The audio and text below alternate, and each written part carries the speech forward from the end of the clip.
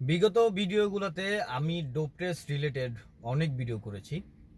আপনারা যারা ড্রাইভিং লাইসেন্সের জন্য ডোপ টেস্ট দিতে যাবেন তাদের জন্য এই ভিডিওটা।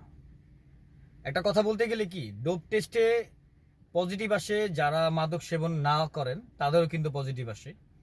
সেটারও কিছু কারণ আছে, এবং যারা মাদক সেবন করেন তাদের তো অবশ্যই কারণ আছে। তাই আজকে আপনাদেরকে বলবো কিভাবে আপনারা ড্রাইভিং লাইসেন্সের ডোপ টেস্টার প্রক্রিয়াটা আপনি সম্পূর্ণ করবেন।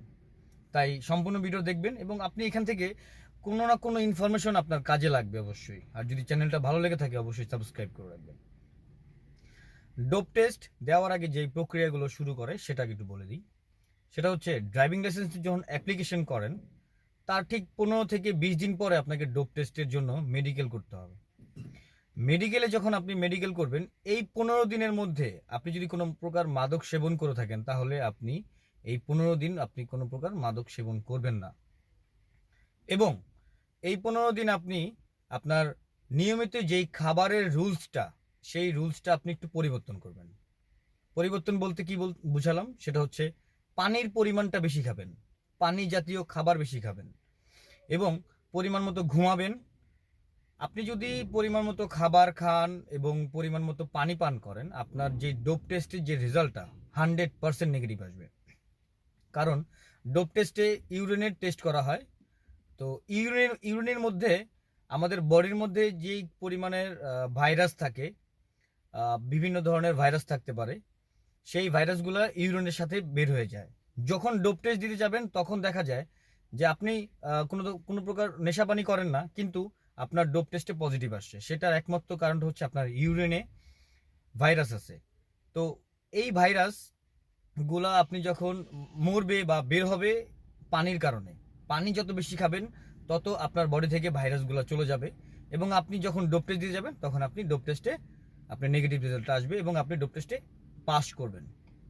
একটা জিনিস কি, আপনার যদি বাজে অভ্যাসও না থাকে তারপরেও আপনি পানি বেশি খাবেন, আর যদি কোনো ধরনের বাজে অভ্যাস থাকে তারপরেও আপনি পানি বেশি খাবেন। পানির আসলে কোনো তুলনা নেই। পানি অবশ্যই বেশি বেশি খাবেন, তাহলে দেখবেন ডোপ টেস্টে আপনি নেগেটিভ রেজাল্টটা চলে আসবে।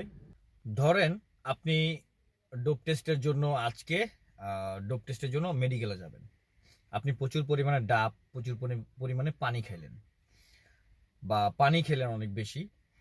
এখন আপনি পানি খাওয়ার পর আপনার তো পেট ভরে গেছে, আপনার যখন প্রস্রাবটা আসবে তখন আপনি চাইলে দুই ধরনের কাজ করতে পারেন। আপনি দুইটা ওয়ে আছে। দুইটার মধ্যে একটা ওয়ে হচ্ছে, আপনি চাইলে ওই পানি যখন ফার্স্ট টাইম খেয়েছেন তখন আপনি চাইলে নমুনা পরীক্ষার জন্য নমুনা দিতে পারেন, অথবা আপনি পানি খেয়েছেন, একবার প্রস্রাব করলেন, দ্বিতীয়বার পানি খেলেন, দ্বিতীয়বারের যেই প্রস্রাবটা আসবে সেই প্রস্রাবটা আপনি নমুনা হিসাবে আপনি বিআরটিতে জমা দিতে পারেন। সেক্ষেত্রে আমি কি হবে, আপনার বডিতে যেই জার্মসগুলো ছিল, যে ভাইরাসগুলো ছিল, ওই ভাইরাসগুলা প্রথম যে পানি খেয়েছেন ওই পানিতে আপনার জার্মসগুলো বের হয়ে গেল।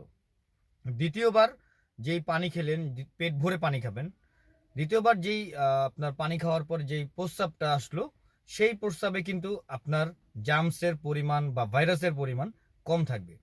তখন যদি আপনি নমুনা পরীক্ষা দেন বা নমুনা টেস্টের জন্য নমুনা সংগ্রহ করেন, আপনি আপনি তখন কিন্তু নেগেটিভ আসার সম্ভাবনা থাকবে বেশি। তো আমি আপনাদেরকে প্র্যাকটিক্যালি না বোঝাতে পারলেও আপনাদেরকে একটু ধারণা দেওয়ার চেষ্টা করলাম, যেটা আপনার জন্য অনেক হেল্পফুল হবে সরি হেল্পফুল হবে। কারণ ডোপ টেস্টে যখন আপনি দিতে যাবেন অনেক কারণ আছে আপনার ডোপ টেস্ট ফেলড আসার। তাই আমি যেই নিয়মগুলো বললাম, আমি যেই সিস্টেমগুলো বললাম, এই সিস্টেমে যদি আপনি আপনার ডোপ টেস্টটা দেন তাহলে কিন্তু আপনার ডোপ টেস্টে পাস করার সম্ভাবনা বা নেগেটিভ আসার সম্ভাবনা থাকবে বেশি। আমার এই চ্যানেলে ড্রাইভিং রিলেটেড বিভিন্ন ধরনের ইনফরমেশন দিয়ে থাকি। যদি আপনাদের ভালো লেগে থাকে, আপনাদের কোনো কাজে এসে থাকে, অবশ্যই আপনাদেরকে একটা হাম্বল রিকোয়েস্ট থাকবে আমার চ্যানেলটা সাবস্ক্রাইব করা।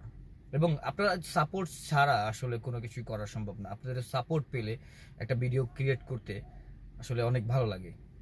তাই আপনাদেরকে রিকোয়েস্ট থাকবে, যদি ভিডিওটা ভালো লাগে অবশ্যই সাবস্ক্রাইব করবেন, লাইক দিবেন। আর যদি ভিডিওটা ভালো না লেগে থাকে তাহলে আপনার পছন্দ অনুযায়ী ডিসলাইক যদি হয় ডিসলাইক দিতে পারেন।